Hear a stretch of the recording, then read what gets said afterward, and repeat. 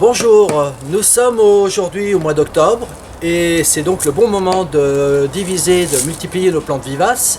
Aujourd'hui je vais vous parler du Persicaria amplixicolis. On l'appelle aussi communément la renouée ou le polygonum. C'est une plante originaire d'Asie dont son feuillage est semi-persistant. Cette plante est originale de par son feuillage, un petit peu taché comme cela, avec des marbrures. Une inflorescence qui n'est pas non plus inintéressante vers le mois de septembre. Ouais, je dirais même début juillet à septembre. Donc là aujourd'hui je vous propose à vous montrer comment la multiplier. Et ensuite on verra dans les vidéos plus tard le développement de cette plante. Voilà, en ce qui concerne aujourd'hui la multiplication, et bien là encore donc on va procéder à une division de touffes. Donc là on y va franchement dans la masse.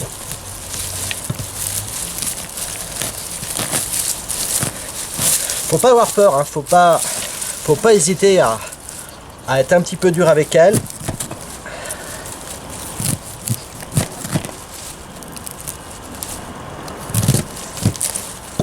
Voilà.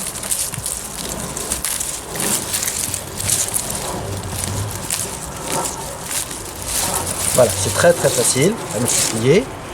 On pourrait encore les diviser encore un petit peu plus, mais bon, je pense que c'est aussi bien de garder quand même des petits tout, quoique là, allez, hop. Voilà. Voilà. Donc là, on obtient bien un système racinaire. Et la partie donc végétale, la souche qui va permettre donc à redémarrer. Donc là, je vais quand même réduire un petit peu, voilà, la taille de la plante pour avoir quelque chose de proportionnel par rapport aux racines. Là, aujourd'hui, je vais les rempoter dans un substrat mélangé de terreau et de tourbe.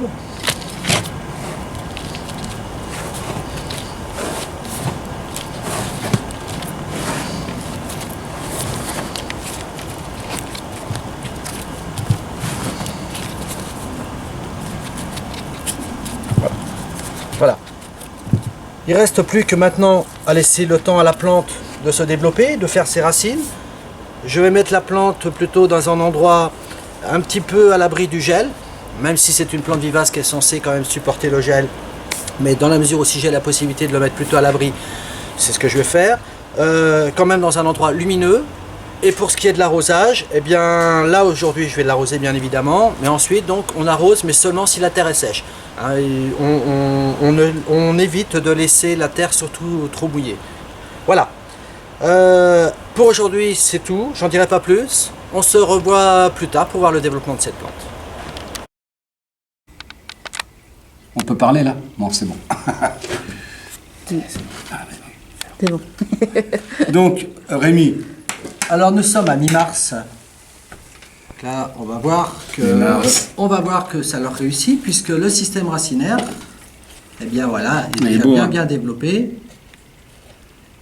Bon, on va encore les garder un petit peu, quoique tu me diras, mi-mars, on pourrait quasiment déjà les planter dehors. Mi-mars, c'est une vivace, elle est bien. C'est une vivace. Là, oui, elles sont prêtes à l'emploi, prêtes à être plantées. Alors, n'oublions pas que le développement de cette plante-là, c'est quand même quelque chose qui va prendre de la place. Vous avez vu son développement, Ouais, c'est vraiment quelque chose donc cette plante-là, très grand. N'hésitez pas à lui laisser de l'espace pour faire... Donc pour en arriver là, on l'a gardé comment? Qu'est-ce qu'on en a fait? Là, on l'a gardé à l'intérieur pour passer l'hiver. Oui.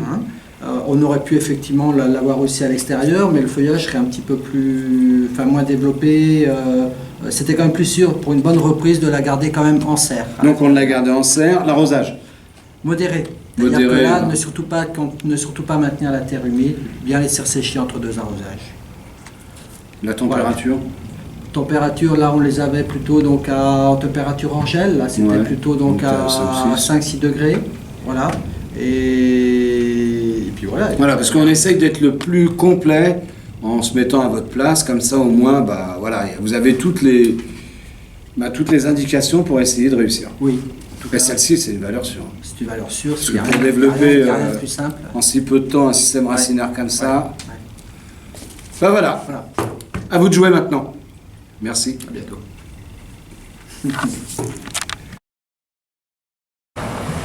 Bonjour. Alors nous voici devant un pied qui a été planté à l'automne dernier. Cette plante-là, elle doit avoir 2 ans environ. Donc vous voyez à un seul pied le développement que ça donne. Hein, ça fait plus qu'1 mètre de largeur. Son feuillage, donc, est, comme vous pouvez le voir, donc, assez original. Hein, les marbrures qui passent du vert au sombre, avec cette petite inflorescence blanche comme cela. C'est une plante qui occupe bien sa place. Donc à savoir que quand vous plantez ça parmi d'autres plantes, bah, prévoyez vraiment de planter large pour celle-ci, puisqu'elle aura tendance à se mettre sur les autres. Ce qui n'empêchera pas qu'à ce moment-là, si vous vous rendez compte de l'erreur, n'hésitez pas à reprendre vos plantes qui ont été un petit peu cachées et les déplacer, les remettre ailleurs. Et ça sera sans incidence pour elle. Et au moins cette plante-là a l'avantage, c'est qu'à elle toute seule, elle occupe un bon volume. Alors même à l'abri d'un arbre, pourquoi pas, c'est la plante idéale. Voilà. Je crois qu'on a tout dit sur la persicaire.